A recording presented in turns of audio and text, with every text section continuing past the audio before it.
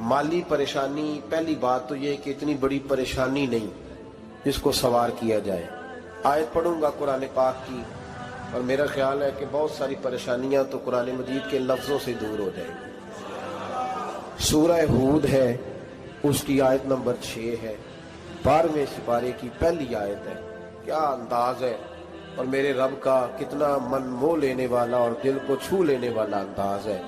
रब करीम ने फरमाया वमा मिन दाब्बतिन फिल अर्द, फरमाया नहीं जमीन पर कोई भी ऐसा चलने वाला, जमीन पर कोई ऐसा नहीं जो चलता हो, इल्ला अलल्लाहि रिज़्कुहा, जिसका रिस्क अल्लाह ने अपने जिम्मे न लिया हो। जमीन पे कोई चलने वाला ऐसा नहीं जिसके रिस्क की जिम्मेदारी रब करीम की ना हो। ये जिम्मेदारी रिस्क किसकी है? बोल के बताएं, बोल के किसकी जिम्मेदारी है जी? अल्लाह। देखिए गौर फरमाएं, यहाँ मुफस्सिरीन ने एक बात लिखी है इस आयत के तहत कि फरमाया जो जमीन पे चलने वाला है उसका रिस्क अल्लाह के जिम्मे। फरमाते हैं कि ये अल्लाह ने हमारी अकल के मुताबिक हमसे बात की, वरना आसमानों में जितनी मखलूक है रिस्क उसका भी अल्लाह के जिम्मे ही है। यहाँ जो फिल अर्द के लफ्ज है जमीन पे, वो हमें समझाने के लिए कि तुमने तो सिर्फ ये दुनिया देखी है ना, तो जिसको तुमने देखा है वो सब खाते अल्लाह का दिया हुआ ही। तो जो हमने देखा था रब करीम ने उसके मुताबिक हमें समझा दिया। फरमाया कुछ तो तुमने देखे ही नहीं, चलो उनकी तुमसे बात नहीं करते, पर जो तुमने देखे हैं उन सब का रिस्क किसके जिम्मे है? अल्लाह के। मेरे रसूल करीम सैयद आलम सल्लल्लाहु ताला अलैहि वसल्लम कुरान मजीद की जब तर्जुमानी करते, वजाहत करते, तो महबूब पाक सल्लल्लाहु अलैहि वसल्लम भी कोई इश्काल रहने नहीं देते थे, कोई इश्काल नहीं रहने देते थे। मेरे महबूब करीम अलैहिस्सलातु सलाम ने फरमाया अल्लाह पे भरोसा रख के सवेरे निकल जाना रिस्क की तलाश में। किस पे भरोसा रखना है?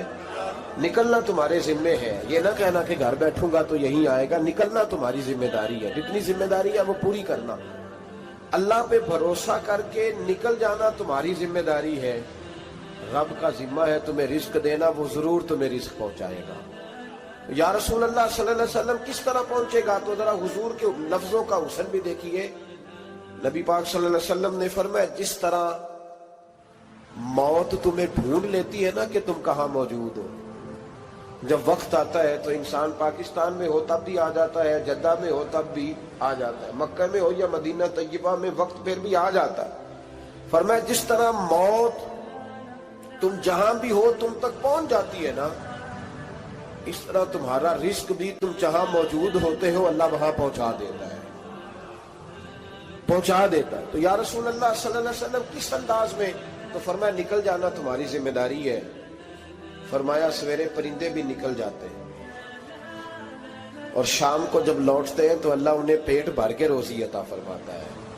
हालांकि उनको नहीं पता होता हमारा कारखाना कहाँ है, हमने कहाँ जाके मजदूरी करनी है। उनको नहीं पता होता कि हमारा दफ्तर कहाँ है, हमने किस ऑफिस में बैठना है। उनको नहीं पता होता कि हमने कहाँ जाके माल खरीदना है और कहाँ से हमने फिर उसको दोबारा बेचना है। उन्हें खबर नहीं होती, अल्लाह पे भरोसा करके निकल जाते हैं। निकलना तो तेरे जिम्मे है कि नहीं?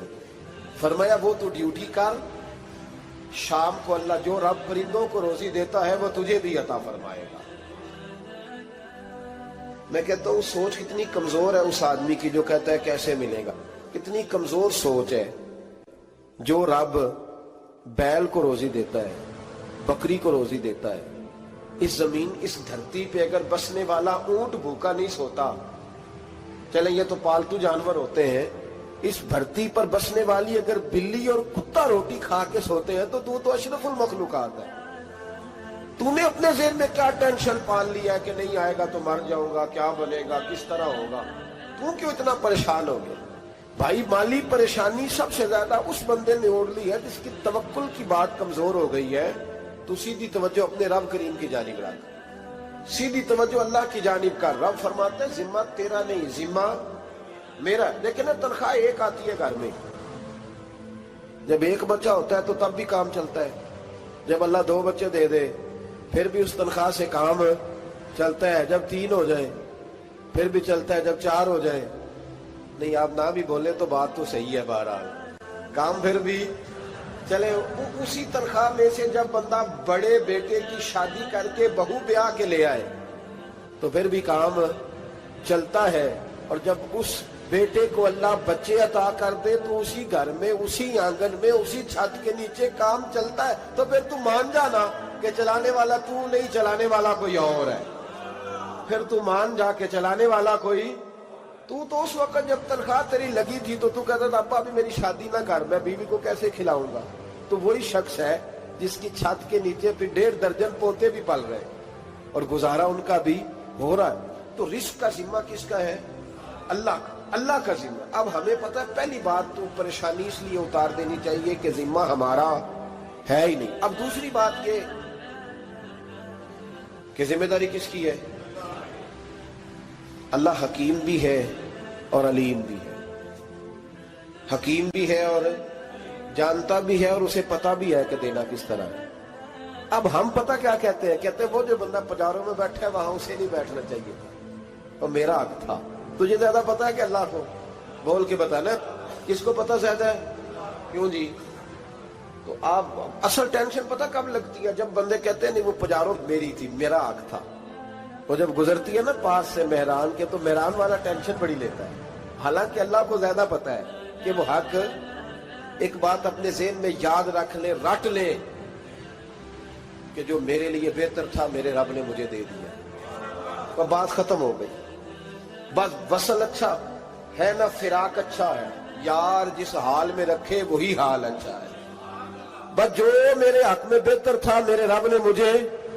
مسئلہ یہ ہے کہ تو اس پہ راضی ہونے کو تیار نہیں۔ حضرت علی کرم اللہ تعالیٰ وجہ الکریم نے میرے نبی پاک کی ایک حدیث بیان کی ہے، اور جناب علی جب یہ حدیث بیان کیا کرتے تھے تو حضرت مجاہد فرماتے ہیں یوں لگتا تھا کہ جیسے حضرت علی ہمیں ہر پریشانی سے نکال رہے ہیں۔ مولا علی شیر خدا رضی اللہ تعالیٰ عنہ فرماتے ہیں کہ مجھے میرے نبی پاک صلی اللہ علیہ وسلم نے ایک طریقہ دیا تھا ٹینشن فری ہونے کا۔ آپ فرماتے ہیں مجھے تو بڑا راس آیا ہے، تم بھی اگر کر لو گے تو تمہیں بھی فائدہ دے گا۔ کہا وہ کیا؟ حضرت علی کہنے لگے محبوب علیہ السلام نے فرمایا تھا لوگوں تم اللہ کے دیے ہوئے تھوڑے رزق پہ راضی ہو جاؤ، وہ تمہاری تھوڑی عبادت سے تم سے راضی ہو جایا کرو گا۔ بس تم 2 نفل بھی پڑھو گے تو اللہ راضی ہو جائے گا، تم 1 رکوع بھی سویرے اٹھ کے پڑھو گے تو وہ راضی ہو جائے گا، وہ تمہارے 313 درود شریف سے راضی ہو جائے گا، تم اس کے دیے ہوئے تھوڑے رزق سے راضی ہو جاؤ۔ ٹینشن اس لیے ہوتی ہے کہ ہم راضی نہیں جو اس نے ہمیں دیا ہے۔ وہ حال میں مزید کی جو دوڑ ہے نا، حال میں مزید کی، بے قدرہ کچھ قدر نہ جاتی، کیتی خوب تسلی ہو، دنیا دار پجاری زردے، کتیاں دے گل ٹلی ہو، بک بک روشن اکھیاں تکیو ویک حویلی کلی ہو، تے کوچ نصیر اساں جد کیتی پہ جانی تھر تھلی ہو۔ تو یاد رکھیں یہ جو ہے نا مصیبت کے مال آ کیوں نہیں رہا، وہ سامنے والا پلاٹ میرے گھر کے سامنے ہے گھر کے سامنے، پر رجسٹری میرے نام کیوں نہیں؟ یہ مصیبت سانس نہیں لینے دیتی۔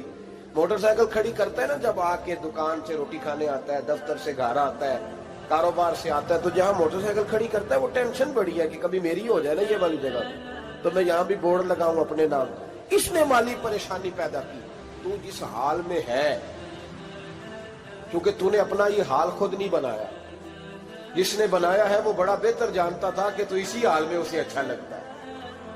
تو اسے اسی حال میں، ایک بزرگ تھے تو ان کی طبیعت بڑی علیل ہوگی، بیمار ہو گئے تو اللہ نے آزمائش دی تو کیڑے پڑ گئے وجود میں۔ ایک کیڑا یہاں سے کھا رہا تھا، اللہ والے بڑے راضی رہتے ہیں اس کی رضا پہ، تو کیڑا یہاں کھا رہا تھا تو نیچے گر گیا، تو بابا جی نے اٹھا کے پھر وہاں رکھ لیا۔ کہنے لگے جب اس نے تیری ڈیوٹی مجھے کھانے کی لگائی ہے تو میں اس بات پہ راضی ہوں، تو نیچے کیوں گرتا ہے؟ بٹ ٹھیک ہے کھا، جب اس نے تجھے ڈیوٹی جو تیری لگائی۔ سالبہ بن عبد الرحمن ایک صحابی تھے، سالبہ غالباً، نبی پاک صلی اللہ علیہ وسلم کی خدمت میں آئے، کہنے لگے یا رسول اللہ صلی اللہ علیہ وسلم غربت بڑی ہے، میرے لیے دعا کریں اللہ زیادہ مال دے۔ تو محبوب صلی اللہ علیہ وسلم نے فرمایا تو جس حال میں اچھا ہے وہ تیرے لیے بہتر ہے، اس میں تو ہے وہی حال تیرے لیے۔ مشکل ہے نا یہ جواب سننا۔ کہتے پیر صاحب فلان جگہ سے تویز آیا، وہاں تو وارے نے آرے ہو گئے، تو آپ کے ہاں؟ تو میں کہتا ہوں یہ تویز دینے والا اگر تویز دے کے امیر بناتا ہے تو پہلے خود کیوں نہیں بنتا؟ یہ خود تو 150 کا طویل بیچ